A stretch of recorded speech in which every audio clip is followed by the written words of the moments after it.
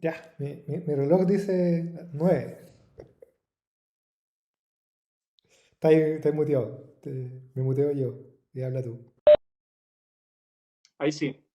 Ya. Ok, siendo las 17 horas en Chile y las 9 de la noche en Italia, donde está mi colega, le damos inicio a esta charla de ciencia aplicada y lutería en español, que es muy importante. Eh, Me presento, mi nombre es Jorge, alias Ettore. Soy constructor de instrumentos musicales y también enseño el oficio de lutería.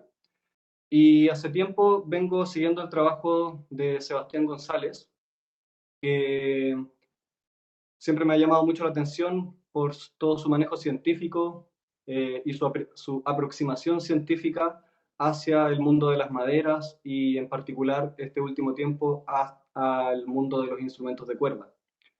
Eh, Quise hacer esta charla justamente, o quise organizar esta charla justamente porque hay mucha información que se está llevando a cabo hoy en día respecto de cómo funcionan los instrumentos de cuerda, pero en general está enfocado a instrumentos de cuerdas de metal y por consiguiente toda la información está en inglés. Por lo tanto, encontré que era una buena oportunidad, aprovechando de que Sebastián es chileno, que nos pudiera compartir un poco de la investigación que está haciendo en curso acerca de los instrumentos de cuerda. Importante decir que Sebastián está trabajando no solamente en guitarras, sino que también en instrumentos de cuerdas frotadas. Eh, para darle inicio a esta charla, quisiera hablar un poco de los instrumentos de cuerdas pulsadas, hablando de la familia de la guitarra, y explicar un poco cómo funcionan los instrumentos. Hay muchos mitos respecto de cómo funcionan los instrumentos de cuerda y para que podamos abordar bien la charla de Sebastián, creo que es importante hacer una pequeña introducción sobre el funcionamiento básico de un instrumento de cuerda pulsada. Tengo acá conmigo un charangón que construyó uno de mis estudiantes. Eh, en este minuto está en proceso de restauración, por lo tanto no suena, pero igual sirve para el ejemplo de explicar cómo funcionan los instrumentos. Todo parte cuando uno le da energía a las cuerdas y la energía, digamos la pulsación inicial, viaja desde la cuerda hacia esta pieza que se llama puente. El puente tiene la funcionalidad de transmitir la vibración de la cuerda hacia esta membrana que se le llama tapa armónica, y esta membrana tiene la cualidad de convertir la vibración de la cuerda en una vibración, digamos la energía de la cuerda en una vibración mucho más grande y por lo tanto audible. Ahora, ¿por qué los instrumentos tienen una caja de resonancia y además un orificio? Porque las frecuencias que se generan audibles con esta membrana vibratoria, con esta tapa armónica, en general son solo las frecuencias agudas.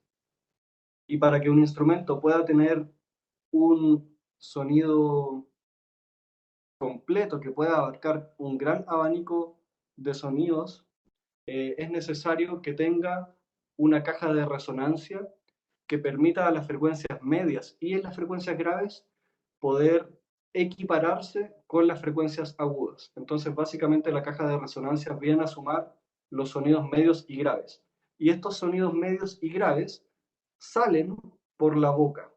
Bueno, los agudos también, por supuesto. En el fondo el sonido sale desde la boca hacia afuera. Por eso los instrumentos tienen mayor proyección si es que uno como audiencia te encuentras justo enfrente de un instrumento. Si es que tú vas a un concierto y te encuentras con que los instrumentos están tocados, digamos, en otra dirección, si es que tú estás a los costados del escenario, no vas a escuchar con la misma proyección que si estás al frente. Eso como una pequeña introducción eh, a grandes rasgos. Y ahora quisiera darle la palabra a Sebastián. Pero primero voy a presentar a Sebastián. Eh, bueno, con Sebastián nos conocemos hace harto tiempo. Nos conocimos de pura casualidad prácticamente en la calle, fue de esas cosas hermosas del universo. Y fue quien me introdujo a mí también en el manejo y, digamos, en un buen manejo de los aceros. Sebastián tiene una cercanía muy grande con la carpintería japonesa, se maneja súper bien, bueno, no sé si súper bien, pero se maneja bastante bien para mi percepción, para mi experiencia, eh, con todo tipo de formones japoneses, sierras japonesas, etc. Fue quien me introdujo en ese mundo, mi maestro en ese sentido, y entiendo que Sebastián es físico, después él me puede corregir si es que me estoy equivocando, eh, y siempre tuvo una aproximación, una visión súper científica de las cosas que suceden en la carpintería. Y hace poco fue a hacer un doctorado, eh, no sé de qué, bueno, doctorado de física, sí, porque ahora es doctor en física. Eh, y bueno, está trabajando en el Politécnico de Milano, en el Museo del Violín, y desde ese lugar se están haciendo todos estos experimentos para entender un poco cómo funciona, o sea, no un poco, sino entender más a cabalidad cómo funcionan los instrumentos, cómo poder reproducir buenos instrumentos y cómo desde un oficio tan mágico dilucidar un poco esa magia para poder lograr con base científica buenos instrumentos. Así que ahora le doy la palabra a mi amigo Sebastián. Bueno, y decir también que si tienen dudas, eh, pueden escribir en el chat o pueden encender su micrófono y hacer la duda directamente. Así que nada, le damos inicio a esta charla de ciencia y lotería. Adelante, Sebastián. Gracias, Jorge. Te pasaste por la intro. Eh, Gracias por la invitación también. Súper buena idea, porque a mí no se me ocurren estas cosas. Como estoy en mi pega en el mundo científico europeo, se me olvida que también hay gente en otras partes del mundo haciéndolo. Y efectivamente no hay mucha información en español. ah, Así que me parece súper lindo. Le puse bastante esfuerzo a esto. Es un tema, creo que es re difícil de abordar porque en general la gente que ha estudiado esto son físicos blancos, machos de 60 años y tienen una idea de cómo funciona, nunca han hecho una guitarra y dicen cosas, pues, y uno lee los libros y no son muy relevantes desde un punto de vista como del taller. Anyway, y sorry por mi español porque mi señora es australiana y hablo re poco español ya, así que se me olvida un poco. ¿Te puedes encargar tú ahora ¿Te puedes encargar Jorge? tú ahora? Sí. Y mutearte. O no, quien sea que se mutee porque hay un Sea que se me porque hay un... reverb. Ah, ¿Aló? ¿Aló? Sí, hay un reverb de mierda. Sí, hay un radar de mierda. Eh, ¿Cómo hago eso? Sí, por favor, las Sí, por personas favor, que las personas que están están en la audiencia, en la audiencia, muteen su micrófono para muteen que su podamos micrófono comenzar. para que podamos comenzar. ¿Aló, aló, aló? ¿Aló, aló? Sí, todavía está. Sí, todavía está. Ah, Participants. Sí, vamos.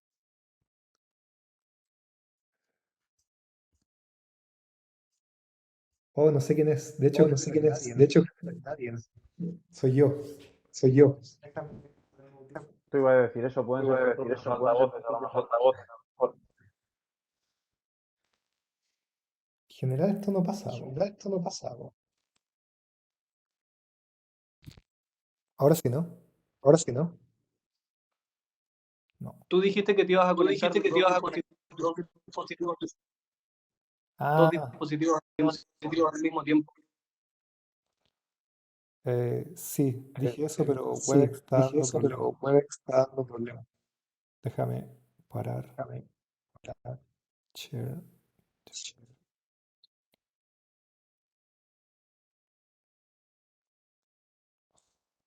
Qué mal.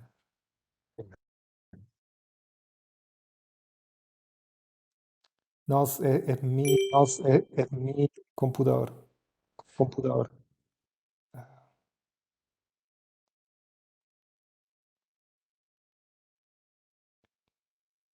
Share. Share.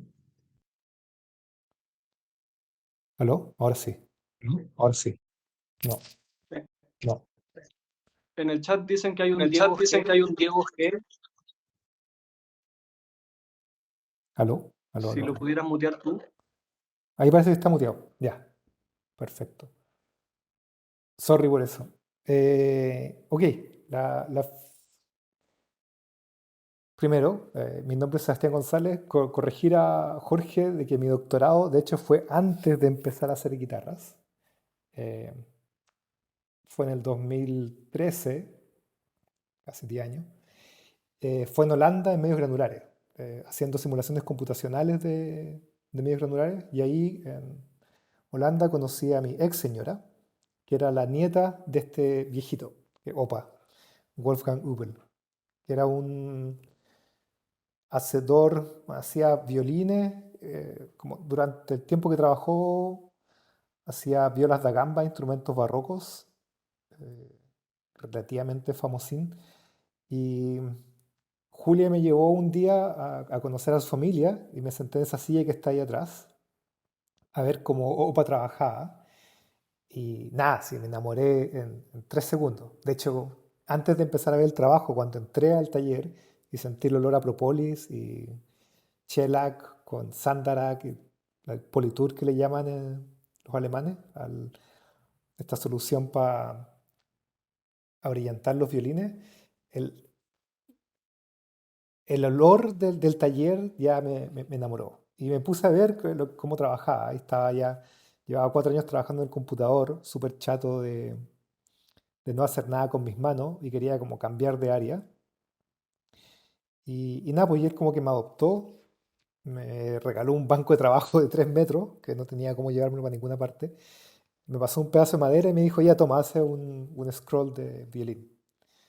Obviamente casi lo rompo, es difícil si no tenés ninguna preparación.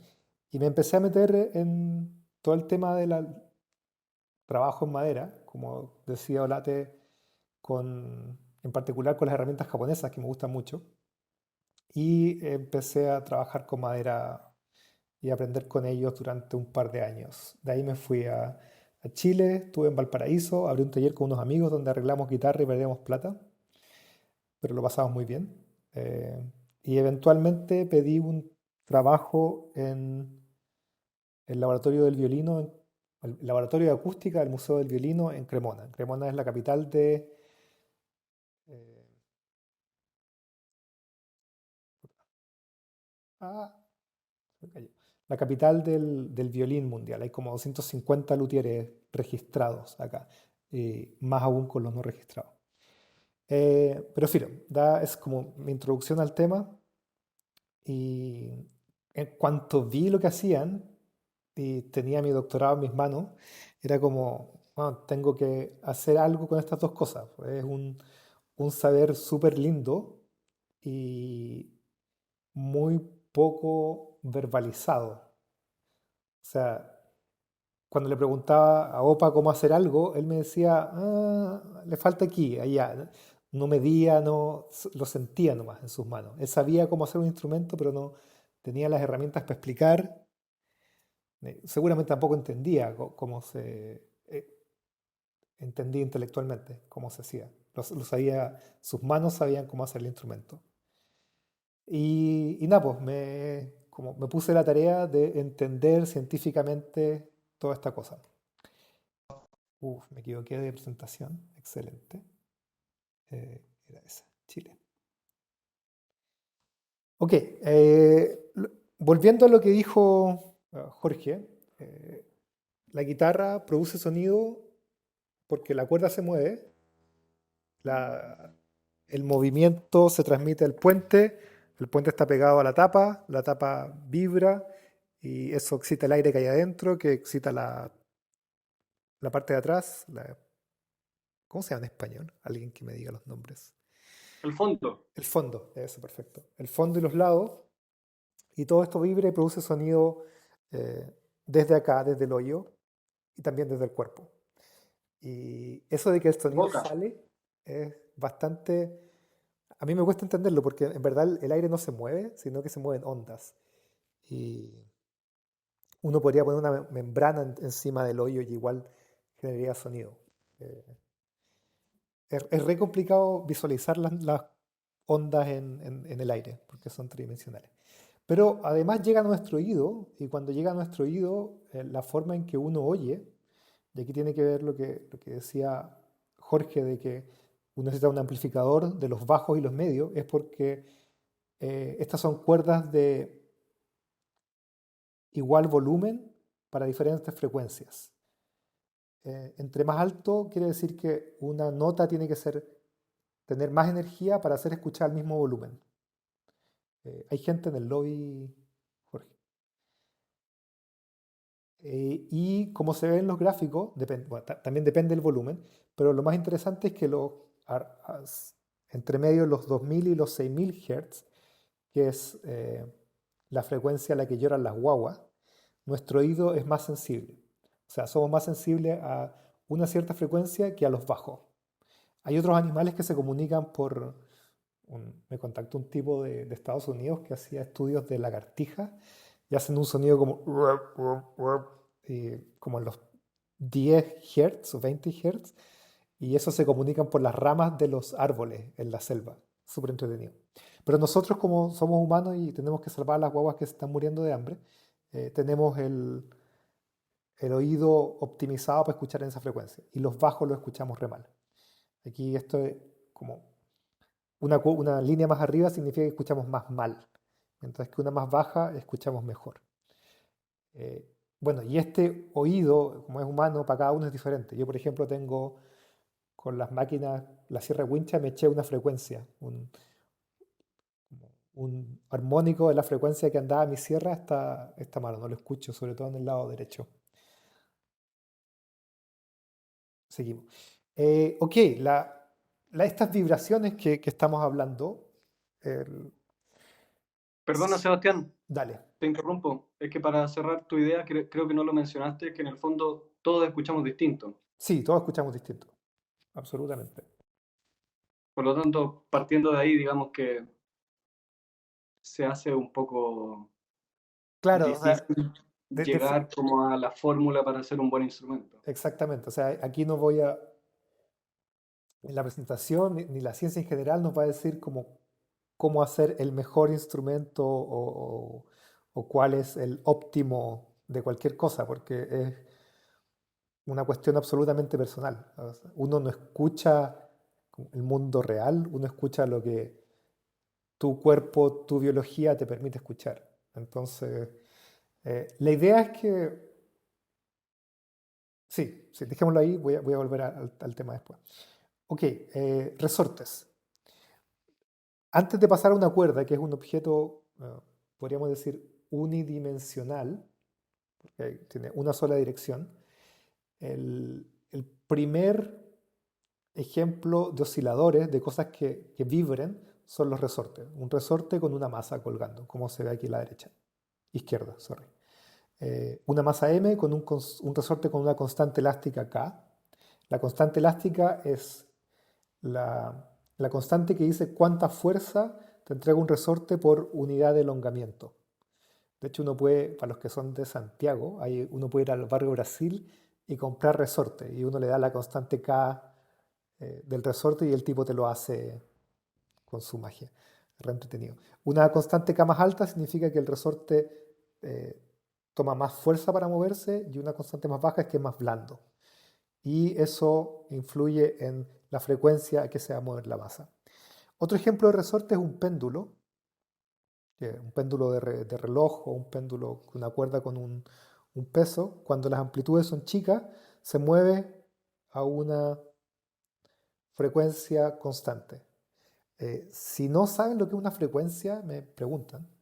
Yo asumo que entienden esos términos, pero eh, ni un problema si no saben. La frecuencia es el inverso de la duración de una oscilación. Eh, ok, para poner un poco más como términos objetivos de estas, cómo estudiamos estas vibraciones, el- en general las describimos con una función matemática que se llama el coseno o seno, que en esencial son estas curvas que suben y bajan de manera periódica, es decir, con un tiempo t determinado entre dos instantes, y son siempre iguales. O sea, una vez que uno ve un periodo de la onda en el tiempo, el resto va a ser siempre lo mismo. Estas curvas tienen una amplitud A y una frecuencia omega, y esta es como toda la matemática que hay en la charla, es la raíz de K sobre M. Entonces, lo que dice esencialmente que entre más duro sea, la frecuencia de oscilación es más alta, entre más grande la masa sea, la frecuencia de oscilación es más baja. Quizás va a venir útil en un futuro. Pero nosotros trabajamos con cuerda, ¿cierto? No con resorte. Y esto es tan viejo como casi la humanidad misma. Los primeros instrumentos de cuerda son estas como arpas o, ¿cómo se llaman? Liras griegas. Ya hay más, bueno, están los de viento son más fáciles de hecho, pero entre las cuerdas los más antiguos son estos instrumentos. Y Pitágoras lo estudiaba, y si ven aquí, son cuerdas colgadas con diferentes pesos que tienen números: 4, 6, 8, 9, 12, 16. Eh, y Pitágoras cachaba que dependiendo del peso, la nota que se producía iba a ser diferente. Pero ¿cómo se ve una cuerda? ¿Cómo describimos el movimiento de una cuerda? ¿Y por qué es interesante hablar de los resortes? Esta es una muy buenas animaciones de David Russell de Penn State University. Esta es la como condición inicial, digamos, de una cuerda que yo la tomo de un punto, la muevo, entonces se producen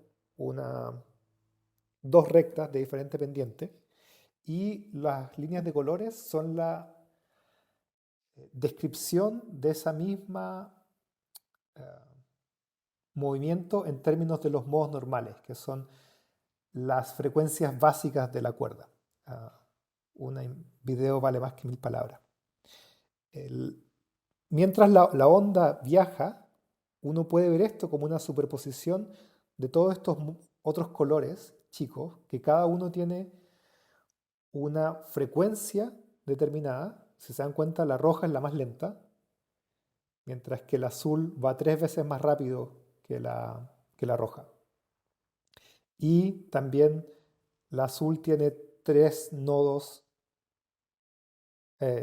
máximos en el espacio en que la roja tiene solo uno.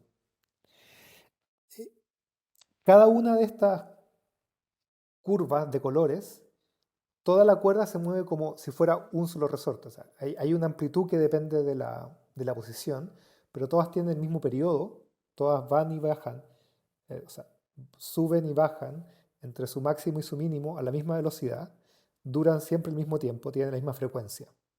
¿Ok? Entonces, una cuerda es como muchos osciladores juntos, y esta representación de los modos normales nos permite entender un movimiento relativamente complejo que es esta curva como una S o Z invertida en términos más básicos. ¿Qué pasa al puente cuando uno tiene este movimiento de la cuerda? La posición de la cuerda con respecto al puente sube y baja. ¿Ok? No hace mucho. O sea, la frecuencia que uno oye o que va a pasar a la tapa de la guitarra no es la misma no es continuo como el movimiento de la cuerda, sino que son estos pequeños pics que aparecen a un periodo determinado. Este es el desplazamiento de la cuerda, pero eso es proporcional, como son resortes, proporcional a la fuerza aplicada sobre el puente. Entonces la fuerza sobre el puente va a tener esta forma de pequeños pics. O sea, no hay fuerza, hay un pic de fuerza, no hay nada, pic de fuerza, etc. Que se ven así. Este es el pickup, una medición real de un instrumento. ¿Preguntas? No veo el chat, déjame ponerlo. Ok, el monocordio, sí. No hay preguntas. Pregunten nomás, no sean tímidos. ¿La cuerda flotada es distinta? Sí, la cuerda flotada es distinta, pero no muy distinta.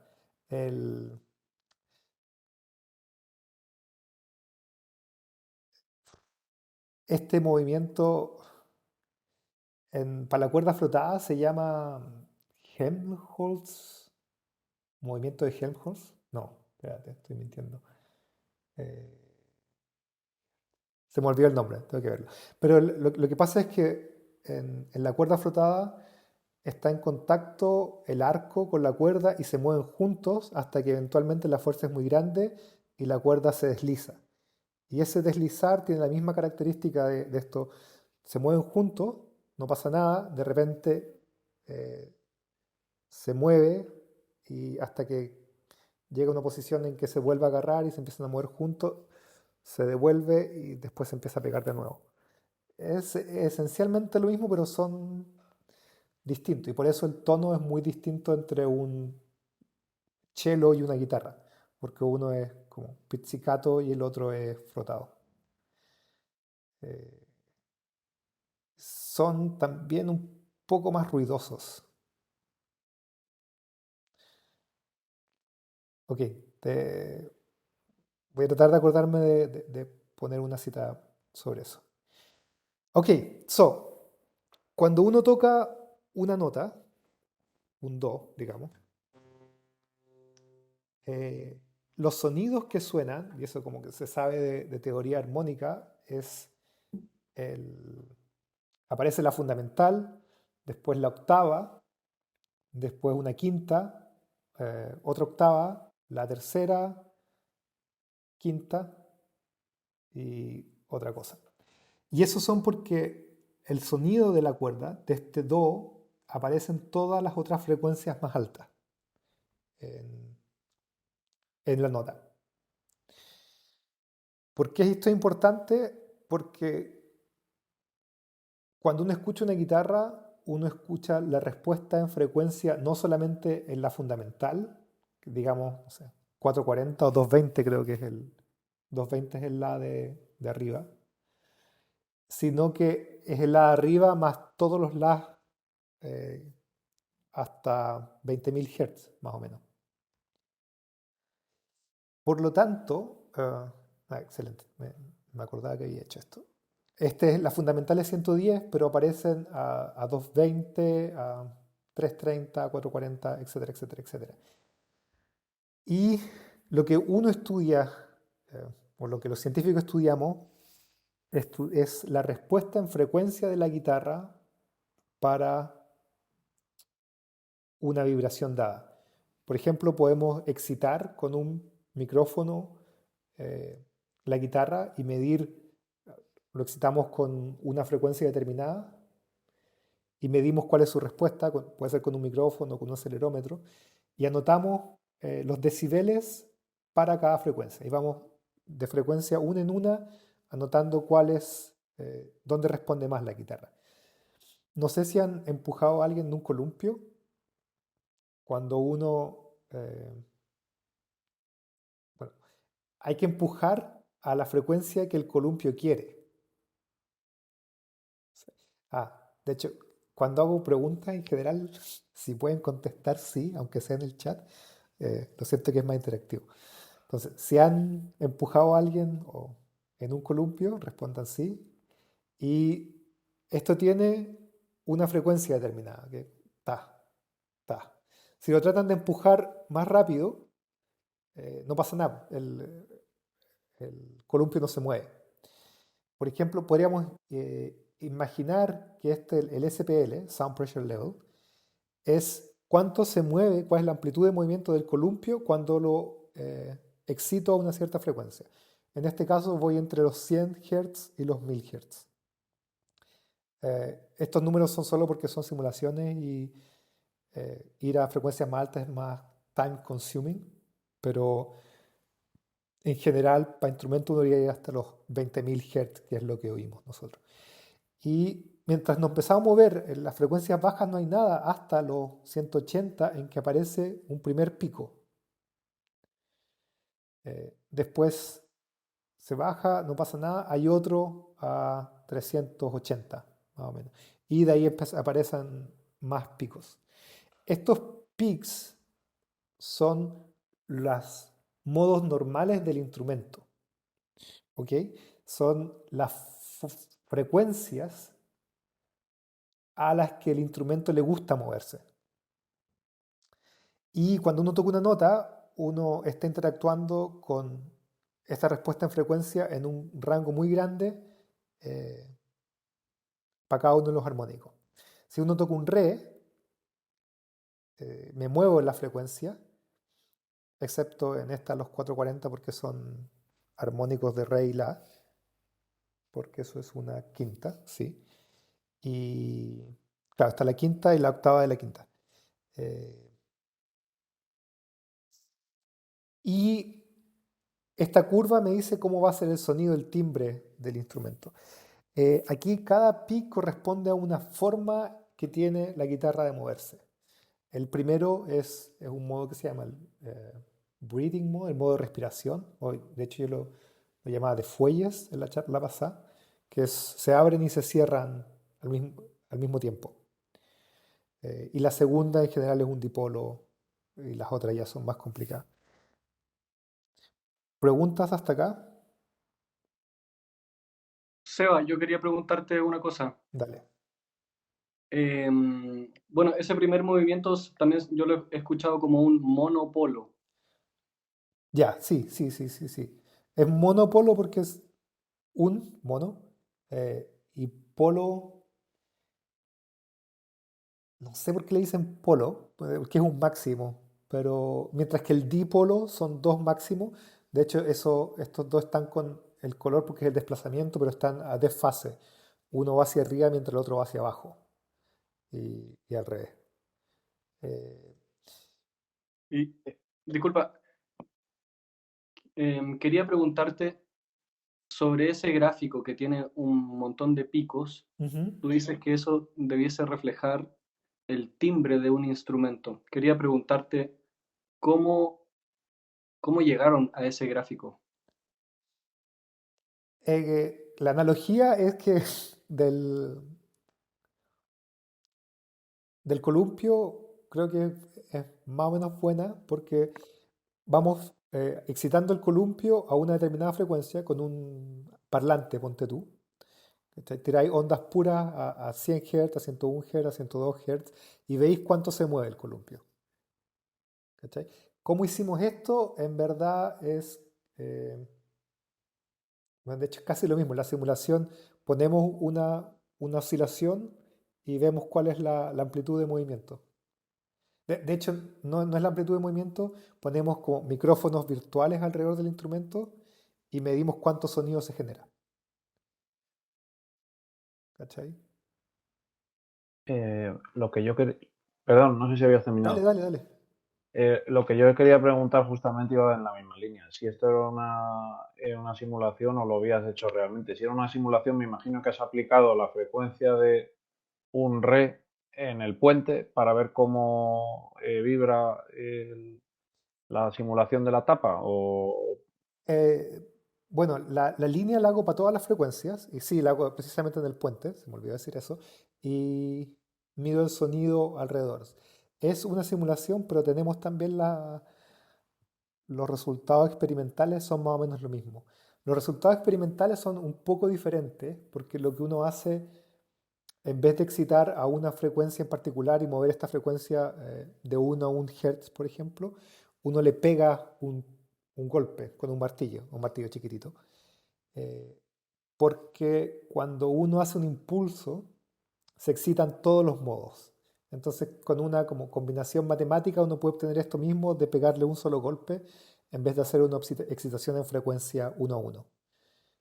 Sí, vamos, es un análisis modal. A lo mejor lo dices más adelante, pero también te quería preguntar qué tipo de martillos usas para eso. ¿Un martillo de impacto normal y corriente o dependiendo? Usamos el PCB, no sé cuánto, Ah, no sé un cuánto. PCB. Ah, vale, Sí, sí, sí. vale. Pero no tengo experimento acá. Podemos hablarlo después. No puse detalles técnicos, son como... Vale, muchas gracias. Eh, ok. Eh, ok, los que no sepan lo que es un espectrograma podrían decirlo en el chat. Eh, un espectrograma es el mismo gráfico anterior, que es como la amplitud por frecuencia, pero como función del tiempo también. Entonces, en vez de ser un gráfico en 2 dimensiones, un gráfico en 3 dimensiones, donde la tercera dimensión es el color de la imagen. Y esto es un espectrograma, un cello, tocando 4 cuerdas al aire y después una escala de do eh, en todas las cuerdas.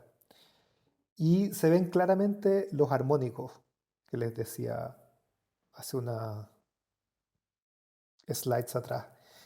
Eh, lo más alta que es la nota, el espaciamiento entre los armónicos aumenta y sobre todo para el la lo encuentro súper lindo. Hay un máximo que de hecho no es la fundamental, sino que es la segunda. Eso me contaba mi estudiante, que es parte de la dificultad de excitar el cello, es excitar precisamente la fundamental, no los armónicos, para que el sonido sea más rico.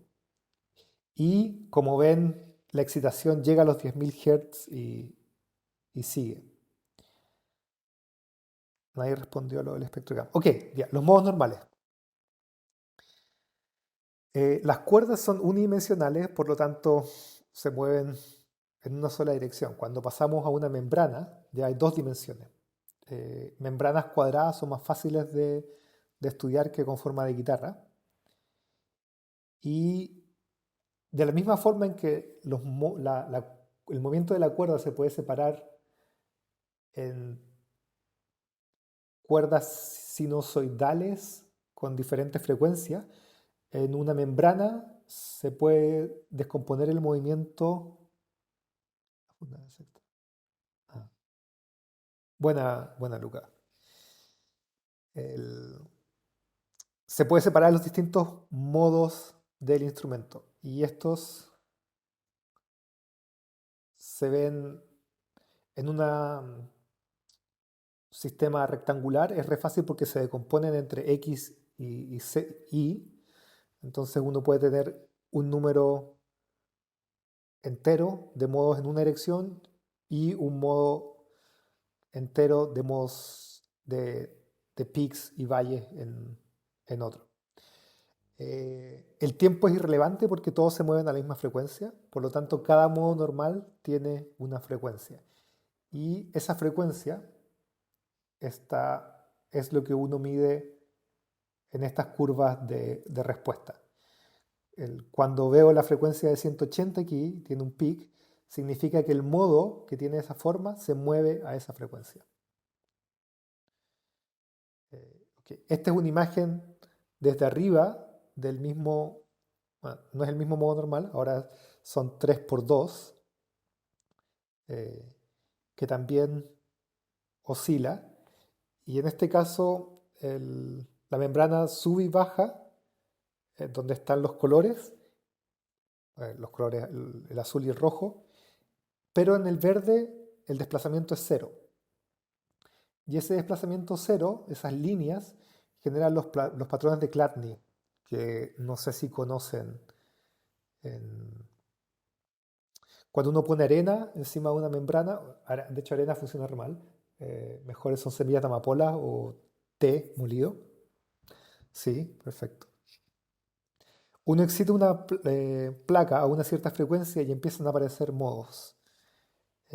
Entre más alto el modo, más raros son los patrones. Y más chica es la longitud de onda, que se llama el espacio típico entre dos líneas. Y las líneas se llaman líneas nodales. Lo interesante de los patrones de Chladni es que uno En las líneas precisamente no hay resonancia, porque si pones, imagina que ponís eh, ¿pueden ver el? Ahí está. Ah, no funciona. Bueno, imagina que ponís granos de amapola en el punto que se mueve. Los granos de amapola cuando baje no pasa nada, pero cuando suba se van a tender a mover hacia los lados y se acumulan en las partes donde no hay movimiento. Eh, Resonancia no es un término que uno pueda aplicar al espacio, así como en las líneas no hay resonancia, porque toda la placa está resonando. Lo que pasa es que la resonancia tiene una forma donde hay zonas de movimiento y otras partes que no. Si no hubiera resonancia, significa que no estoy excitando la placa. ¿Ok? Perfecto. Bueno. Eh, Entonces, estos, para el caso de la guitarra ya son más complicados los modos porque dependen, la forma no es rectangular, entonces uno no puede ordenarlos tan limpiamente como en el. Además, la madera es heterogénea y el bracing puede ser asimétrico, etcétera, etcétera, etcétera. Entonces, se ven diferentes. Y aquí hay dos casos en que ambos son modos normales de una tapa de guitarra. Esta es una tapa de guitarra sin bracing, sin barra armónica, sin barraje. Y la pregunta es, ¿cuál es la diferencia entre los dos casos? Espérate, hay una pregunta en el chat.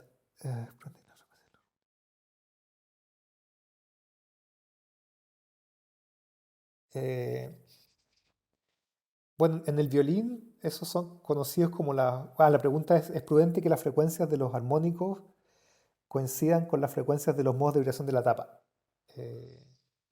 Yo creo que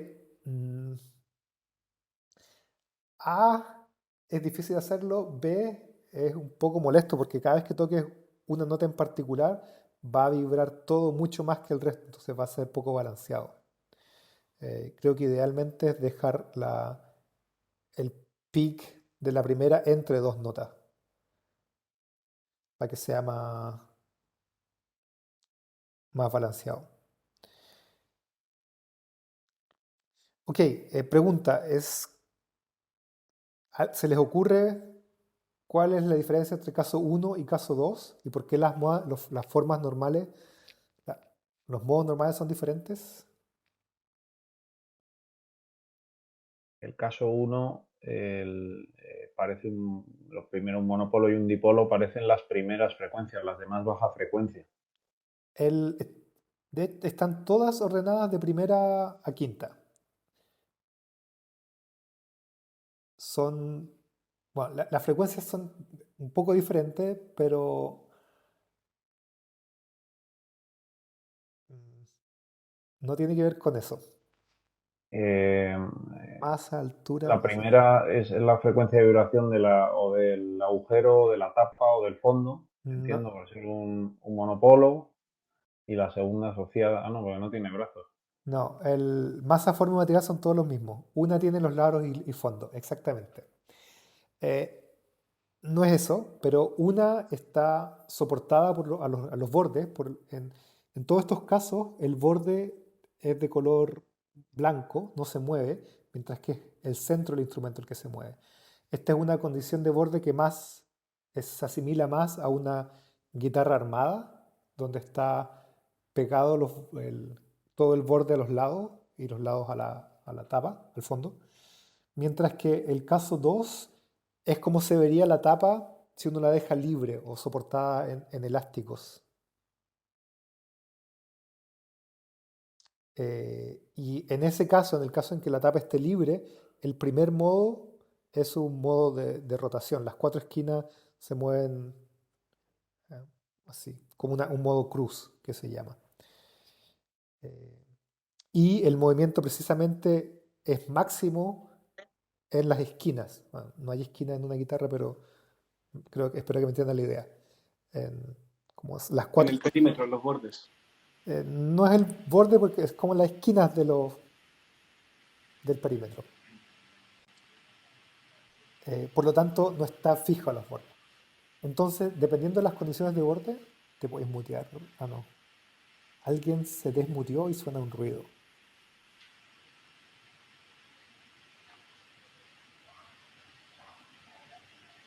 Mientras se mutea, Creo que Eduardo. Sí, ya. buenísima. Eh, Quería preguntarte, Seba, si en el fondo el caso 1 que estabas mostrando delante sería más realista y podríamos obviar el caso 2, ya que la tapa va a estar siempre asociada a la caja. no, pues sí, cuando estáis construyendo, empezáis de caso 2 y llegáis a caso 1. O sea, cuando tenéis la tapa suelta, podéis hacer experimentos y ver dónde está en su frecuencia. Eso te da información de los parámetros del material de tu tapa que van a ser relevantes cuando la cerrís. ¿Cachai? La pregunta es cómo vais de una a la otra. Entonces necesitáis ambos casos. Ah, buen- Interesante. buena, Lucas, te ganaste un chocolate. Ok, ya, finalmente, no sé si en Instagram siguen a Jens o a House of Luthery, que son dos. Jens es alemán y Thomas gringo, trabaja en Datario. Estudian un montón de archtops, guitars y cosas más gringas. Y se ve pésimo en la foto, sorry, pero estudian la radiación del instrumento. ¿Ok? Porque los modos normales son el movimiento del instrumento en la superficie, de la membrana. Pero esto se transmite, bueno, la membrana se mueve, choca con el aire, eso genera oscilaciones en el aire que se transforman en sonido. Y ese sonido no es homogéneo en el espacio. Es Jens Feldhaus. Ya, déjame. Jens y House of Luther y el otro.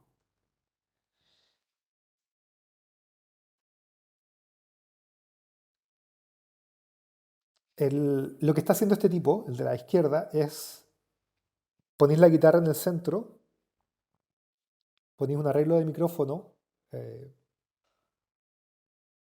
para el perpendicular, perpendicular a la superficie de la guitarra, en un arreglo y esta mesa redonda se puede rotar y darte diferentes direcciones del instrumento.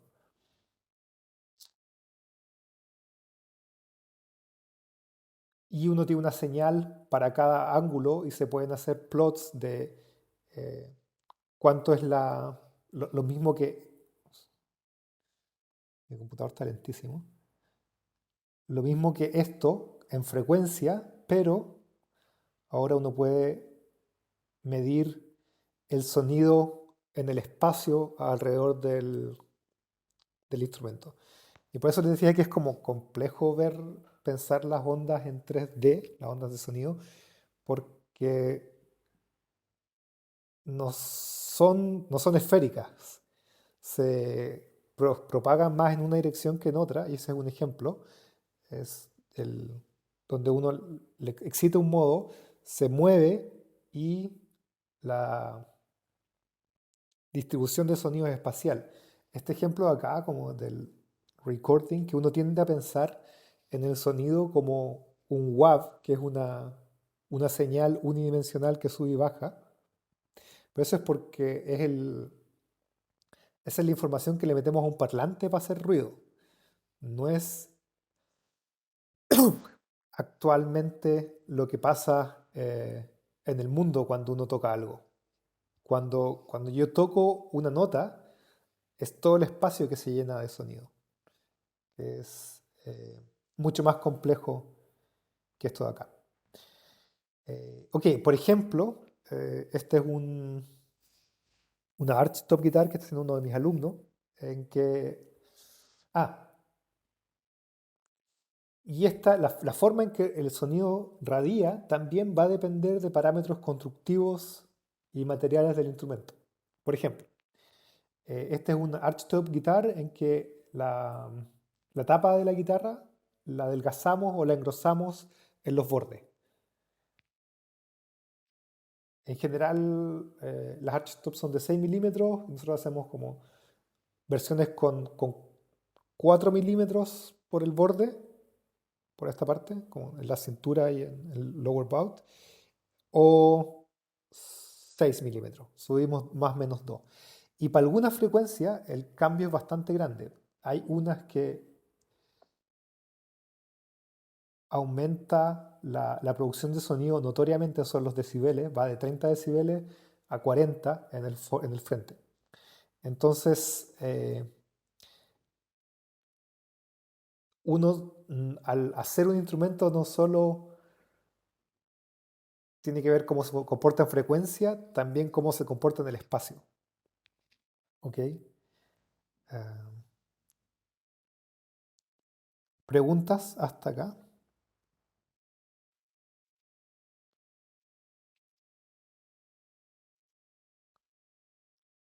¿Nada?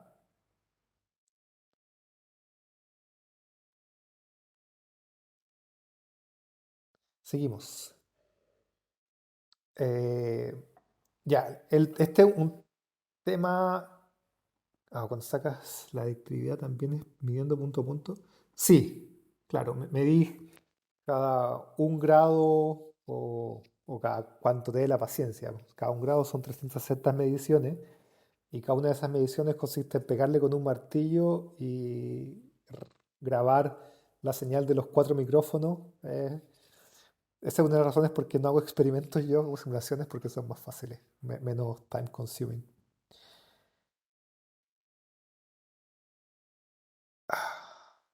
Uf, el estándar no tengo idea, porque yo no he hecho experimentos, no sé.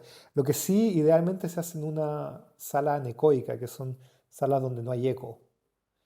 Eh, no sé, buena pregunta en lo estándar, voy a buscarlo. Pregunta, a mayor superficie vibrante, mayor radiación sonora. Tendería a decir que sí. Eh,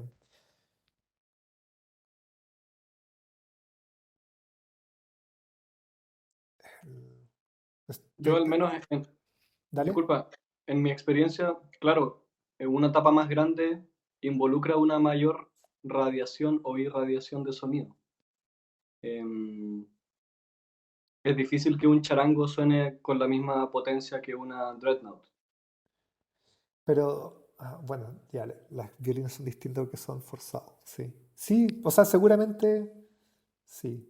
No tengo los datos, eso sí. Sí, hay un documento. Ah, no sé mucho como te decía, no hago experimentos Sí, sonoros, así que no te perdona, puedo perdona, era por responder. matizarlo. Nada más. Me refería si había algún estándar, en vez de ir punto a punto, grado a grado, que es un poco tedioso, por eso decía. Y a lo mejor había alguna No, aproximación menor. no sé, no creo que haya un estándar. Hay re poca gente que hace estas medidas, de hecho, que se den la lata de ir midiendo punto a punto sus cosas.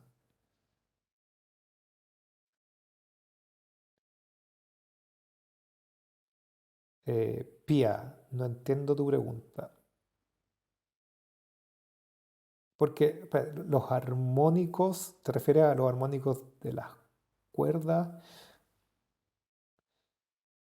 Seba, disculpa, vamos a leer las preguntas porque después como esto va a quedar grabado en YouTube, Dale, sí. eh, Si dos el público armónicos de YouTube, tienen la misma intensidad en dB, ¿el oído no lo escucha? ¿O así se forma el timbre? ¿O cómo? Eh, no lo entiendo, creo que tienes que refrasearla. Si hay dos modos con la misma amplitud en dB, no sé qué, no veo algo particular en eso. O sea, puede pasar, puede que no sé por qué el oído no lo va a escuchar. Ah, pregunta Pía, ¿el timbre se forma en relación a los dB de los modos, a los decibeles de los modos? Yo creo que sí, es la relación cómo toda la respuesta vibracional crea el sonido. O sea, si tenéis un instrumento que los primeros modos son muy altos y los siguientes son súper bajos, va a ser un instrumento como muy opaco, o sea, sin brillo, etcétera. ¿Cuál es la relación como exacta uno a uno? Todavía no sabemos. Y eso es lo que voy a ir ahora, que es la como calidad del instrumento y las mediciones vibracionales, que es una relación súper sketchy, no sé cómo se dice en español. El, para el caso de los violines, que es donde se ha estudiado más el tema de la calidad y la amplitud de los modos, hay un artículo que muestra, tiene como 3 violines de calidad, que son esos blancos de ahí, 3 violines malos chinos y 10 violines más o menos, en que el primer modo, que es este modo de respiración de fuelle, la amplitud del modo, ellos dicen correlaciona con la calidad del instrumento. Cuando el término correlaciones en ciencia es un poco fácil de abusar porque eh,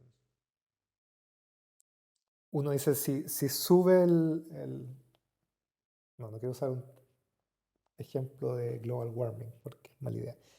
Eh, pero si X sube y Y también sube, entonces están correlacionados. Uno puede decir eso cuando tiene una cantidad de medidas. En este caso, 3 violines, 3 puntos en tus datos para cada uno. Y pasa que la amplitud de uno es mayor que la de otro. Entonces concluyen que la amplitud del primer modo eh, se correlaciona con la calidad del instrumento. Y esta es una investigación como el 2000 y algo, y cuando los científicos encuentran algo, empiezan a repetirlo, aunque no hagan el experimento de nuevo, y se convierte como en un pequeño mito de la gente, porque es una respuesta, y tener una respuesta siempre cognitivamente es más fácil que no tener ninguna.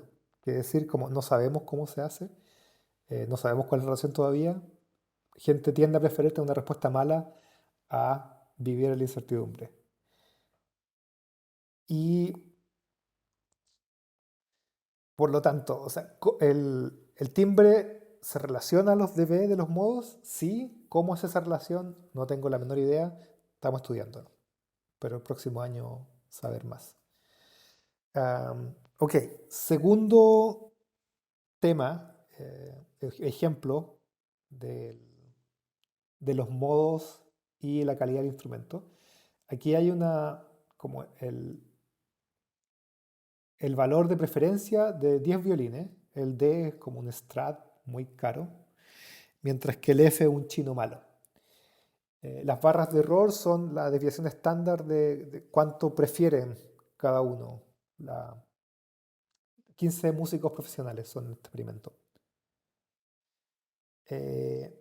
Pero estas barras de error dicen que resultados significativos son solo donde las barras de error no se traslapan, por lo tanto el primero es diferente del quinto violín. O sea, violín J, E, G y D son estadísticamente iguales en términos de cualidad o calidad Seba, preferencia. ¿Sí? te interrumpo. ¿Cabe la posibilidad de que puedas agrandar un poco esas imágenes y que puedas además explicar qué ocurre en el eje X y qué ocurre en los ejes Y de los gráficos? Porque Perfecto. cuesta un poco leer. Ya. O sea, yo lo veía como en calidad HD. Ok. Dime si se ve mejor. Ahora sí, Ok. súper. En el eje Y es la probabilidad de ser preferido. Una probabilidad más alta significa que el violín es más rico. Y ahora la línea se me corrió. Y en el eje X son los diferentes violines. F, H, B, donde el F es un chino y el D es un Stradivarius. ¿Ok? Ese gráfico A. Y lo que estaba diciendo es que en verdad, estadísticamente, los últimos 4 violines todos caben en el mismo saco, mientras que los 4 violines o los 3 violines malos también son estadísticamente iguales y los violines del centro también son iguales. No hay una preferencia clara, ¿no? Si las barras de error estuvieran todas independientes de las otras, podríamos decir, claro, hay un violín que es claramente distinto a otro. Uno puede decir que el violín chino es claramente distinto al Stradivari, pero no que el violín del medio es claramente distinto al Stradivari. Es muy difícil, cuando hace preferencias subjetivas, obtener un resultado duro, porque como, again, hablábamos al principio, cada uno escucha diferente, tiene diferentes preferencias, etcétera, etcétera, etcétera. Después, en el plot B, está la frecuencia de los primeros 4 modos del violín, ploteados como función del violín. Si hubiera una correlación entre la calidad del violín, que es este orden F, H, B, C, A, I, J, E, G, D, y la frecuencia, habría una línea recta, ya sea subiendo o bajando, ¿sí? Si están todos en un plano, significa que no hay ninguna correlación entre ellos. Y efectivamente lo que uno ve es que no hay correlación entre las frecuencias de los modos y la calidad del violín. Ellos en este paper no mostraron la amplitud en decibeles y la calidad, pero seguramente porque no había tampoco ninguna correlación, o si no hubiera mostrado que había una correlación. Por lo tanto, toda esta como teoría de que los modos tienen que ser aquí o allá, y para los que si hay luthieres de violín, que tiene que haber un ratio armónico entre el primer modo y el segundo modo, el modo 2, el modo 5, son cuentos de abuela que no tienen ninguna fundamentación científica y no han podido ser probados científicamente. Ok, ese fue como el recap, introducción, lo hice más largo que la vez pasada. Preguntas, o si no paso a ya como mi investigación, que es lo que a mí me gusta hacer, que es las cosas nuevas y lo que no entiendo.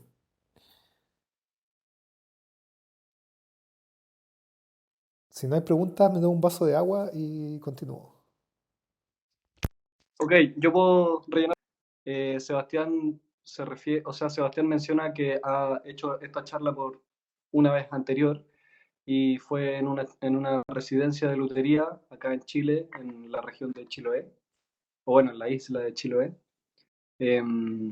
Así que yo de hecho me estoy repitiendo el plato, estoy escuchando la charla por segunda vez y aprovechando de entender un poco mejor toda esta investigación. Todo clarísimo. Bien, Andrés. Ok, esto es...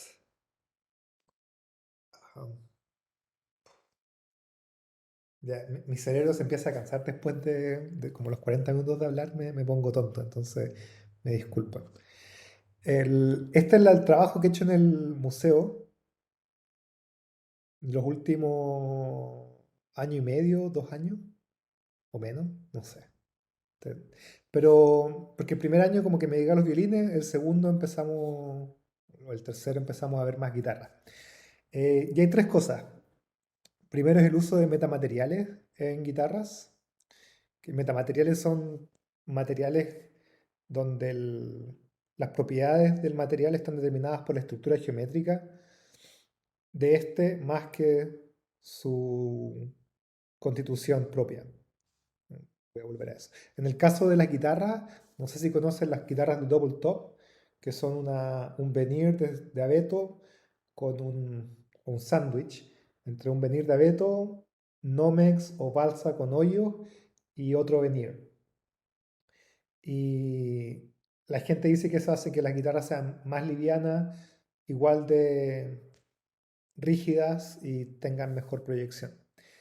Entonces nosotros estudiamos cómo la geometría de estos hoyitos afectaba el sonido de la guitarra.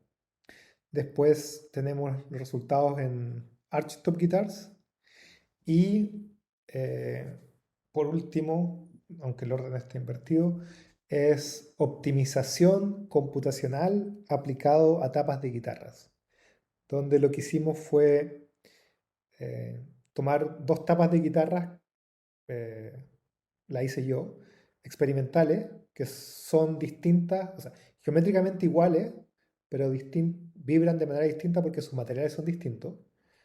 eh, y cómo optimizar la geometría para que vibren de la misma manera. Ok. Primero, cuando uno hace un instrumento, el primer paso es comprar los palos. Y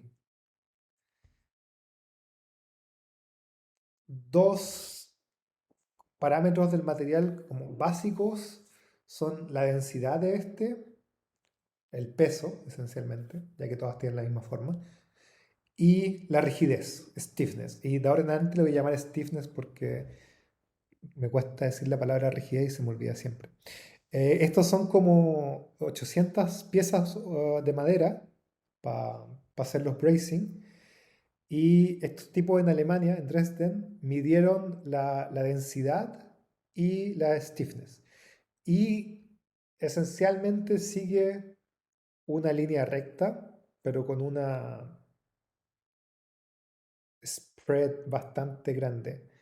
O sea, digamos, para todos los palos que tienen densidad 450, puedo encontrar algunos que tienen un módulo de Young de 11 o 18, que es una variación como del 60-80%. Entonces, claramente, si solo mido un parámetro y mis dos palos tienen la rigidez en estos extremos del rango, mi instrumento va a variar mucho.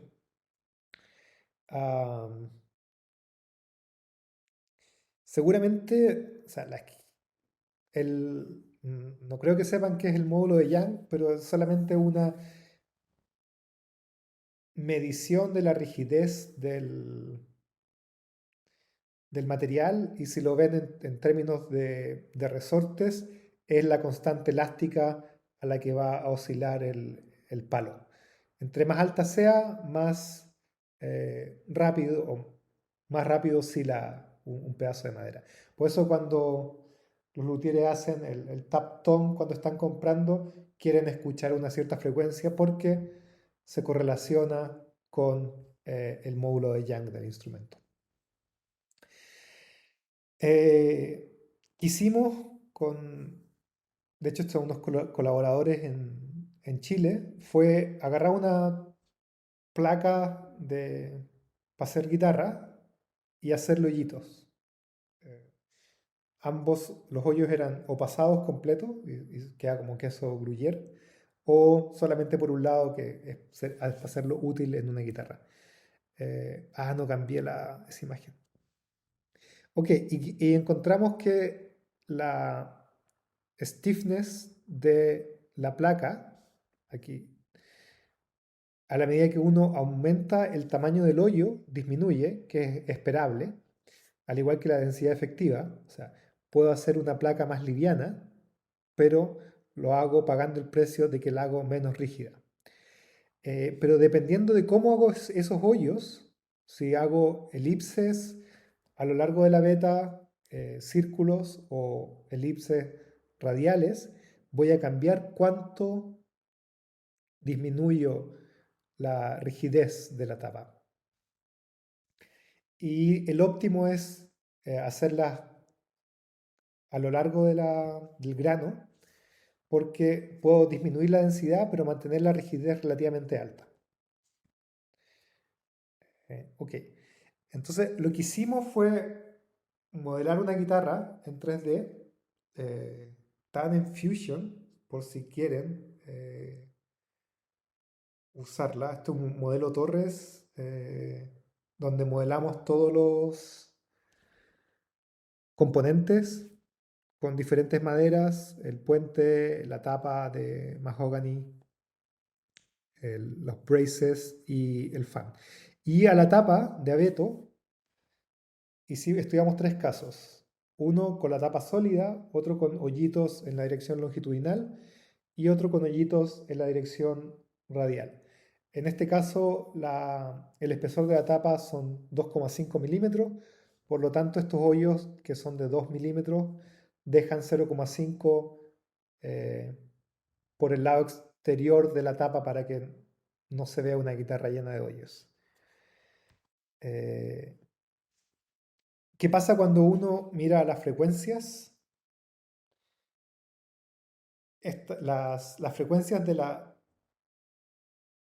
tapa, cuando está con los bracing ya, pero está libre, disminuye bastante, es como un 10% casi, y depende de si uno hace los hoyos radialmente o longitudinalmente. Pero cuando uno tiene la guitarra completa ya, hay muchos más modos y estas frecuencias no cambian tanto y la diferencia entre longitudinal y radial se ve mucho menor. ¿Ok? Que nos deprimió mucho cuando lo vimos porque dijimos, puta, no, nuestras hoyitos no sirven para nada. Hasta que hicimos la respuesta en frecuencia, y aquí como que vuelvo al gráfico del principio, eh, la respuesta en frecuencia de estas guitarras clásicas, la amplitud del primer modo va a cambiar y los hoyos longitudinales tienen la amplitud más alta, por lo tanto tiene un mayor sonido en los graves, mientras que la tapa sólida, como es más pesada, vibra menos a esta frecuencia. Pero después se da vuelta, por ejemplo, en el segundo modo. La sólida tiene mayor amplitud y en estos modos por acá. No me interesa como empezar a hablar de cómo cambian los modos particulares porque no creo que haya ninguna relación entre eso y la cualidad.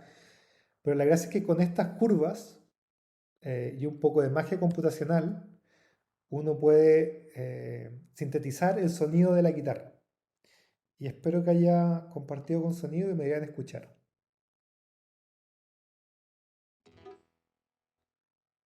Esa es la tapa sólida. La tapa con hoyos longitudinales. Y la tapa con hoyos radiales. ¿Escucharon? Yo al menos no, se escucha como un ruido. Era la wea. Se escucha, se escucha. ¿Sí? Bien. No, espérate. Se escucha, pero no se escucha realmente la guitarra, se escucha raro, como si fuera un Pac-Man. Espérate. Ahora sí puse se supone correctamente.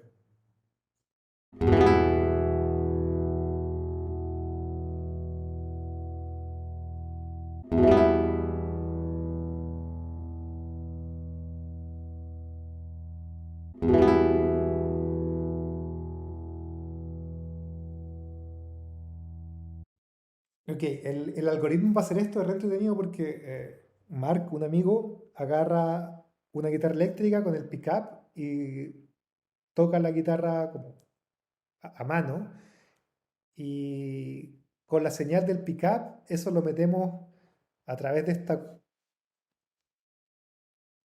esta curva mágica y él puede generar sonido para cualquier grabación que se le ocurra. Entonces podemos hacer variaciones en el modelo computacional y escuchar el sonido. Lo voy a poner una vez más solo porque me gusta escucharlo.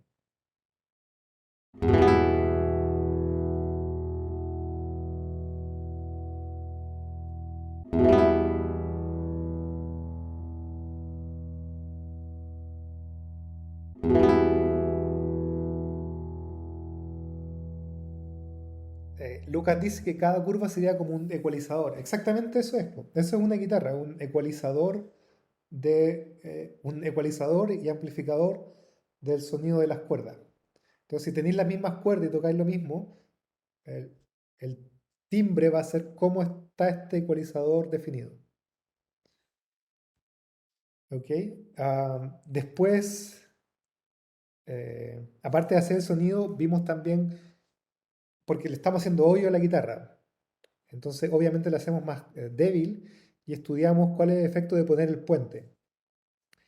En este caso, los colores indican el desplazamiento de la tapa cuando uno pone una fuerza en la dirección vertical, en este caso, en la posición del puente.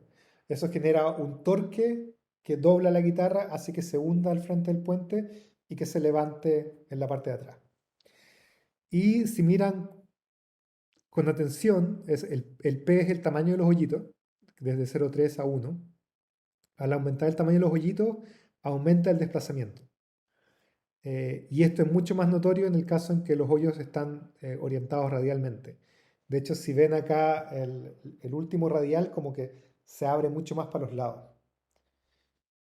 comparado con el longitudinal, incluso con el sólido, que es este de acá. Es la variación en milímetros, tiene un 10 a la menos 3, o sea, estamos hablando de diferencias de 0,1 milímetros, pero igual es como lindo verlo.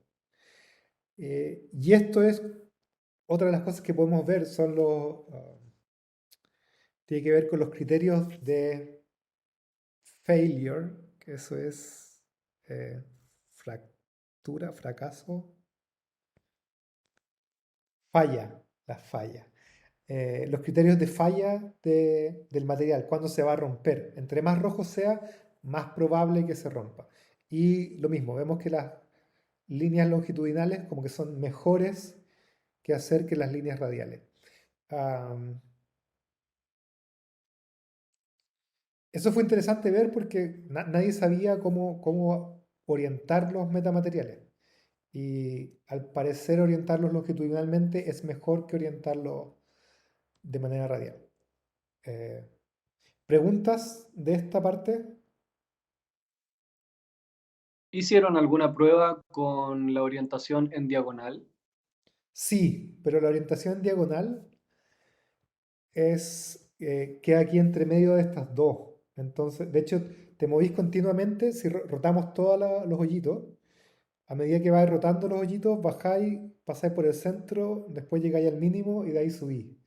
Entonces, los casos máximo y mínimo son con orientaciones radiales o perpendiculares. De hecho, porque también lo hicimos con terciado para cajones peruanos. Y en ese caso, como el terciado tiene orientación en 0,90, 0,90, ¿no? Hacer los hoyos radiales o longitudinales es como hacerlo en 45.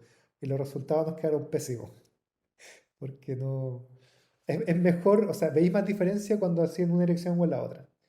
Pero podéis moverlo donde queráis. Y la gracia es que si tenéis una receta de, de cuál es tu rigidez que querís, podéis modificar el ángulo para obtener eso y de ahí hacéis tu guitarra como con una madera que tiene las condiciones que tú querís que tenga. ¿Cachai? Y debería suceder que el sonido de la guitarra es independiente de esa orientación, sino que depende solamente de la eh, rigidez efectiva que tiene la tapa. Pregunta, ¿el sándwich de la tapa consta de madera, Nomex madera? En este caso mis simulaciones no son un sándwich, pero en el caso del Nomex son 0,5, 1,5, 0,5 milímetros. El, el venir de abeto es súper delgado, 0,5. Chatean, ¿Sí? te puedo preguntar algo, mira. ¿Pudieron medir la vida útil de esas guitarras? No la hemos hecho todavía, la guitarra, Ya, porque. ya, Pero sí, es excelente pregunta porque este gráfico, que como el desplazamiento, ya. solamente te muestra la respuesta, no considera el hecho de que la madera Como el envejecimiento. envejece, se llama creep en inglés, no sé cuál es en español, pero como que cede. Eh, Ya, y sí, ese es súper interesante tema, vamos a hacerlo. Porque claro, no tiene ninguna gracia que sea una guitarra mejor, pero que te dura 2 años nomás, po. Hay creo que hay un violinista, un luthier de violines que hizo unas tabas muy delgadas y como a los 5 o 10 años sus violines cagaron y los tuvo que empezar a comprar de vuelta porque eran intocables.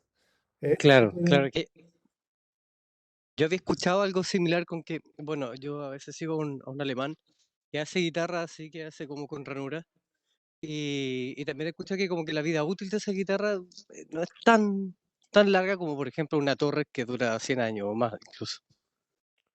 eh, sí, no, es súper buena pregunta, pero los experimentos son larguísimos, pues si hay que dejar tensado algo porque el creeping, la lata que tiene es que se mueve 1 milímetro en un mes, pero el siguiente milímetro se mueve en un año y el siguiente milímetro en 10 años. Ah, ¿Cachai? claro, claro, Los tiempos crecen exponencialmente, entonces claro. no sé cómo lo vamos a hacer, pero lo vamos a hacer. Ya, vale, Gracias. gracias. Disculpa, sumándome a ese mismo tema de la duración de los instrumentos, en el fondo cuando un material está expuesto a una carga, a una fuerza, a un torque, se produce que la primera capa del material recibe una compresión, después hay una capa neutra del material, imagínense por favor una membrana, eh, una viga de un puente, por ejemplo, que está recibiendo una carga arriba. Entonces la primera capa del material, la que se ve primeramente expuesta, recibe una fuerza en compresión, después hay la parte central de la capa queda como neutra y la capa más de abajo, digamos que sería como la espalda, queda en tensión. Y cuando hay una buena conjunción de esos tres elementos, de una compresión, una parte neutra y una tensión, y esas partes están equilibradas, la duración del material es máxima. Entonces acá cuando tú le haces hoyos al material, lo que sucede es que la última capa que estaría como en tensión, por decirlo de alguna manera, ya no está haciendo su pega, por lo tanto la duración del material se ve comprometida. Yo creo que bastaría con darle un último layer, una última capa, un veneer, como dices tú, Sebastián, de un material muy delgado para solucionar el tema de la duración. Puede ser, puede ser. El problema de por qué no hicimos los veneers es porque no sabemos cómo simular la unión de cola. Y bueno, creo que nadie sabe en verdad. Así que pues hicimos solo hoyos, pero eh, si fuéramos a hacer el instrumento, bueno, yo creo que lo haríamos primero con los hoyos igual. Pero sí, poner un veneer es una buena solución para aumentar la vida útil. Lo otro es que podéis, también hemos hecho esos estudios, podéis compensar esa disminución de la rigidez de la tapa por un aumento en las barras. Onda, 1 milímetro en la barra central te arregla todo. Por lo tanto, igual ganáis peso y como ganáis en peso, en rigidez por peso. Tenéis la misma rigidez con menor peso, por lo que tenéis un mayor volumen. Es, sí, trabajo en curso. Ok, penúltima parte. Ah, espérate, faltó una pregunta. Si se pueden combinar, obvio que se pueden combinar, es decir, algunas partes con la tapa radial y otras longitudinales. Eh, sí, se podía hacer cada hoyo de manera distinta, pero ahí se pone más complicada la caracterización. Por eso nos decidimos hacer solo un tipo de patrones definidos por el ángulo, el aspect ratio y el tamaño. Lo que hemos hecho, y ya está, como lo mandamos para ser publicado, es hoyos heterogéneos, con hoyos circulares, pero de forma heterogénea. Entonces, el centro son hoyos grandes y los bordes son hoyos chicos o al revés. Y eso funciona de manera distinta. Te puedo mandar el paper si queréis. Ok, penúltima cosa. Eh, optimización computacional o cómo copiar guitarras. El ejemplo que os decía, tengo dos tapas con la misma geometría inicial Las dejé grandes, las dejé como 10 milímetros el abanico y 20 las barras armónicas para las dos, donde traté de hacer un match entre las dos maderas, la distribución de pesos de las barras, hacerla todo lo más igual posible para tener solamente una variación debida a la diferencia en rigidez que tenía el top 1 y el top 2. Por eso tienen diferentes colores. Top 2 era más blando. Y eso hacía que cuando tocara el tap tone había un semitono de diferencia entre los dos. Top 1 era un sol y top 2 era un... No, al revés. Un sol sostenido y un la. No me acuerdo cómo era. Y la idea es, ¿podemos hacer que los dos sean iguales? A. Y B, ¿cómo hacer eso? El algoritmo es que uno tiene que hacer experimental model análisis, que esto es lo que hace Alex Brauchler, un amigo en Alemania, donde con un láser uno puede medir muchos puntos de la guitarra y hacer una decomposición modal excelente. Llegamos hasta los 1000 Hz nosotros, pero uno puede ir más si se hace la malla más chica. Y obtenemos los parámetros del material de la tapa, de las dos, y hacemos un modelo computacional de esta. Y después optimizamos la geometría de la tapa número 2, igualando las primeras 13 frecuencias de las tapas para obtener dos tapas que vibran de la misma manera a pesar de que son de geometrías distintas. Voy a saltar esto porque ya estoy muerto. La tapa 1 son iguales, pero los bracing son de 4 milímetros todos. Mientras que la solución de la tapa 2 era que los bracing de afuera tenían que ser un poco más chicos y los del centro también. Mientras que los dos del medio eran relativamente más grandes. Y estas son la movilidad, las mismas curvas. Bueno, le mostré antes curvas de sonido, pero estas son de movilidad, medidas con un acelerómetro. Para la curva, el top 1, que es la referencia, el top 2 inicial, que es la curva morada, como ven, está muy corrida de la otra.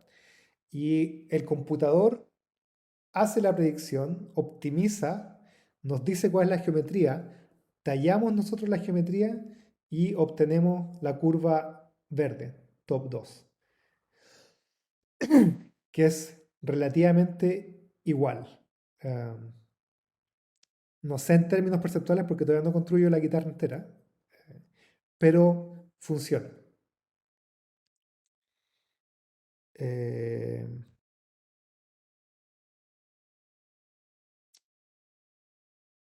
¿Preguntas sobre eso? Ya estoy llegando a mi máximo de poder hablar, así que si no hago sentido, me disculpan. Última cosa, que es como el último paper que vamos a sacar ahora en diciembre, es cómo el material y el diseño afectan el sonido de la guitarra. Estas son diferentes variaciones para densidad, stiffness y espesor de la tapa, que ya les había mostrado. Y pueden ver aquí la comparación de la referencia cuando hago la tapa más delgada o más gruesa, cuando la hago más liviana o más densa, o cuando la hago más suave o dura, rígida. Y esos son tres de los modos de la referencia. Y si se dan cuenta, por ejemplo, el segundo modo cambia mucho la posición. El ancho no tanto y la altura tampoco. Bueno, en el caso de la tapa liviana aumenta un poco. Y el primer modo cambia re poco en todos excepto para la tapa blanda. Cuando hago la tapa blanda, el pick aumenta, pero interesantemente, luthieres no seleccionan madera blanda, entonces no creo que la amplitud de este pico tenga en particular que ver con la calidad del instrumento. Este modo de acá es uno de los que más varía. Si se dan cuenta, varían todos iguales, en el sentido de que una modificación lo mueve para un lado y lo sube, mientras que la otra lo mueve para otro lado y lo baja. Ah, ¿Y qué estamos haciendo? Vamos a agarrar todas estas curvas y hacer la generación de sonido con el algoritmo de Mark para escuchar cómo variaciones como en diferentes direcciones posibles de diseño, de si hago la madera más dura, más densa, si cambio la geometría aquí, se escuchan diferente y perceptualmente va a tener, esperamos, eh, una dirección perceptual. Quizás la más densa es un poco más brillante, mientras que la más liviana es más opaca, no sé. Estoy chamullando porque no hemos hecho todavía la sintetización. Ok, eso era. Ya me pasé media hora de mi plan. Genial. Sebastián, muchas gracias. Gracias a ustedes por la atención. Oye, quería preguntarte, ¿tú estás en este proyecto? ¿Tiene una duración definida? Eh, bueno, de hecho se me acaba el contrato en septiembre y tengo que encontrar pega.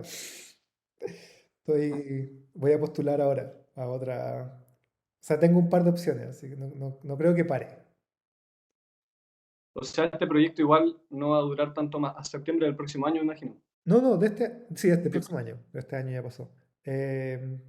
O sea, si no sigue aquí en Cremona, va a seguir en otra parte. Igual, lo que pasa es que estoy chato de Cremona, un pueblo de mierda. Ah, ojalá que quede en YouTube, sí. La ciudad, la sexta ciudad más contaminada de Europa y es muy muerto, es muy alejado de todo. Así que estoy buscando ciudades más grandes. Pero no, sigo con esto para siempre. Seba, Ahí bueno, nos estoy viendo el vemos. chat y creo que hay mucha, mucha gente te da las gracias, yo me sumo por tu disposición a compartir lo que estás haciendo. Como decía al principio, es súper difícil contar con información de este tipo en español. Eh, Siempre está la tarea personal de traducir la información de otras lenguas. Y en este caso tú hiciste la pega por nosotros y además nos compartiste parte de tu investigación presente, así que de la, eh, me siento con la responsabilidad de darte las gracias grupales eh, De nada, un placer. justamente por tu disposición a compartir lo que haces. Y también por la diferencia horaria, yo creo que ya tenéis puras ganas de acostarte, No, pero tengo ganas de dejar de hablar. Pero podemos conversar más. O sea, el monólogo me cansa. bacán. Y también darle las gracias a todas las personas que se conectaron. Fue muy lindo hacer la publicación en Instagram y ver que el tema tiene mucha convocatoria, no solo en el ámbito de la lutería, no solo en el ámbito de la construcción de instrumentos, sino que muchas personas que no necesariamente se relacionan con la fabricación de instrumentos, también es una materia que genera interés, es un interés transversal por la ciencia y el sonido. Así que, nada, pues genial de poder hacer estas instancias. Y bueno, creo que si no hay más preguntas, Yo tengo una. eh, eso. ¿Se puede hacer la última? No, o sea, tengo cuerda para media hora más. Si quieren Ya. preguntar, No, pregunten. no, no. No, es si hay alguna forma de seguirte, Ah, de sí, seguir pues. el trabajo que estás haciendo, seguir aprendiendo de lo que estás investigando, en verdad. O sea,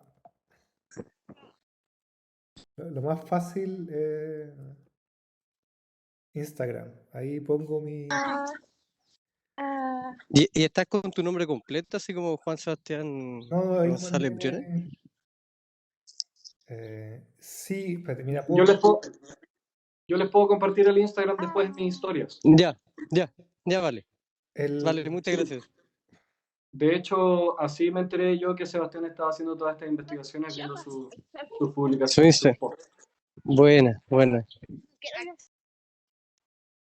Eh, los papers, te mandé un libro, el libro es como la ciencia de los instrumentos de cuerda.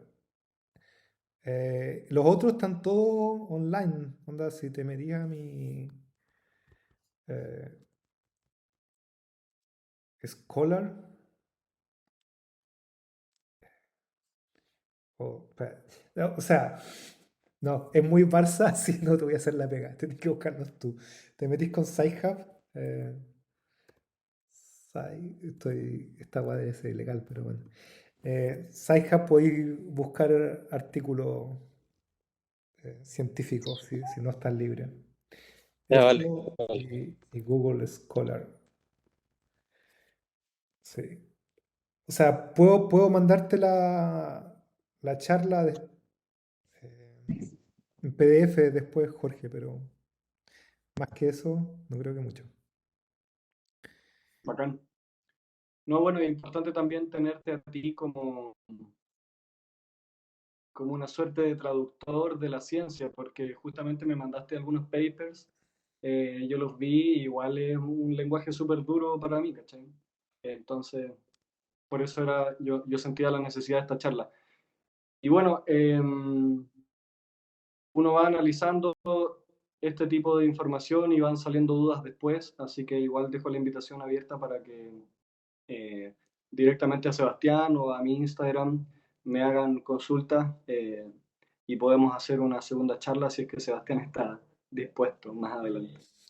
Próximo año, cuando tenga pega, Sí, primero, pues, y sería interesante ver en qué va a terminar ese, bueno, en el fondo la investigación que nos mostraste ahora, que está en curso. bueno, vamos a publicar los papers de aquí al próximo año, así que van a salir los resultados. En general lo hacemos open source porque para que la gente vea. Sí. A mí me pagan el sueldo con los impuestos de los italianos. Mínimo que uno puede hacer es dar el conocimiento gratis de vuelta. Eh, Oye, creo que voy a Chile en febrero, Buenísima. porque podríamos hacer una presencial. Eso, genial. Se armó. Se armó. Permiso. Dale, Sergio. Mira, bueno, yo soy ingeniero, estoy colaborando con una escuela de lutería y estamos haciendo varias investigaciones en esta línea. No nos hemos metido a patrones de directividad todavía porque es un poco complicado, pero sí estamos midiendo módulos de Young, estamos midiendo bueno, capacidad de flexión de madera, sacando patrones de Chanley, sacando respuestas en frecuencia y haciendo varias cosas. Entonces, con permiso, me quedo con tu correo y bueno, y Sí, estaremos en contacto. Te escríbeme. escribiré para preguntarte alguna cosa y para compartir alguna cosa que estamos haciendo, para tampoco aburrir aquí al personal con preguntas muy técnicas, a lo mejor. Dale, feliz, feliz. Mira, aquí tenemos bueno, otra razón es porque me voy de Cremona, porque los que hacen violines en la escuela de luterías son unos tradicionalistas asquerosos. Entonces hacen todo de la manera en que se les ocurre a ellos que es la tradición. Incluye tener moldes de terciado, por ejemplo, pero no podía usar un router para hacer los moldes. Eh, entonces ha sido súper difícil conversar con ellos para trabajar juntos, porque Todo, claro, todo a sí, mano. todo Bueno, a mano. en la guitarra clásica en España pasa un poco lo mismo.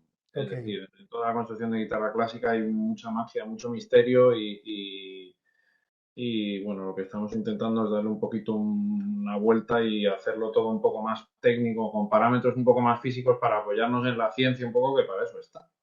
claro. Sí, no, yo feliz. Y onda, si tuviera. Estaba conversando hoy día con un tipo en Markneukirchen, en Alemania, para onda tesistas que quieran hacer la parte experimental. Yo feliz de hacer las simulaciones y tal. Onda, su colaboración loca. Pues muy interesante, muy ¿Tú dónde interesante. estás ahí? En Madrid. En Madrid. Ok. Sí, aquí, bueno, todo el tema de guitarra clásica, sobre todo Madrid y Granada. También Almería, que es donde empezó, pero sobre todo donde más guitarreros hay es en Madrid y Granada. Ok. Y bueno, esto es una escuela taller que se llama Guisando y yo soy ingeniero de acústica y vibraciones y músico de hace muchos años y bueno, pues empecé a colaborar con ellos hace unos años y estamos haciendo nuestras cositas. No tenemos los medios que tenemos. Yo antes vendía equipamientos y bueno, de este tipo justamente y tenemos los medios que tenemos, pero bueno, estamos haciendo cosas interesantes, la verdad. Sí, no es tan, o sea, como la investigación, salvo por los vibrómetros láser que valen 110.000 euros, se puede hacer investigación con métodos fáciles. El último, no el último, pero uno de los papers que publicamos medimos los patrones con Chladni y chao. Y se veía re bien, así, súper casi do it yourself, porque mi colega en Chile tampoco tiene mucha plata, entonces, pero funciona. Voy a hacer investigación de frontera sin ser millonario. Sí, excitamos normalmente con un martillo de piano, que tengo aquí uno justamente porque estaba haciendo pruebas antes, y bueno, los altavoces son homemade, diseñados también por nosotros para realzar las frecuencias, digo, los altavoces para hacer los patrones del Chandy, bueno, y, y una serie de cosas. Buena. Buena, dale, escríbeme, po, y estamos en contacto.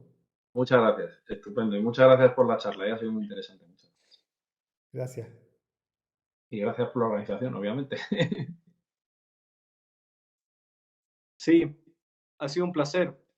Yo la verdad es que estoy súper comprometido con levantar la cultura de habla hispana. Eh, Así que hacer este tipo de actividades para mí es un gozo, un goce. Y nada, feliz de poder compartir y que haya interés de otras personas. Así todos crecemos. Eh, entonces, Serfini, nos despedimos. Chao. Si tienen más consultas, me escriben, po. Muchas gracias, Sebastián.